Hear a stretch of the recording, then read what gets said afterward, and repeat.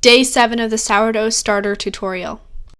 By day 7, your starter should be doubling in size overnight and have a strong vinegar smell. It should look like this. To get started, we are going to put about 1 spoonful of the starter into a clean jar. We will feed this.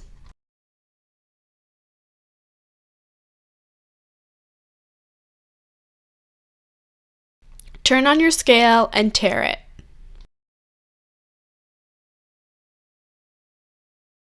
We are now going to add 50 grams of room temperature water.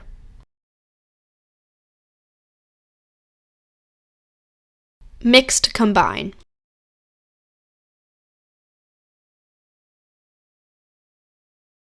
Set the scale back to 0. Add 50 grams of whole wheat flour. You can now turn the scale off.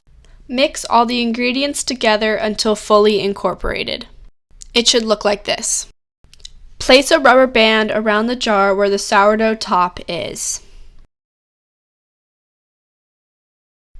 Place your lid on top and leave for 24 hours.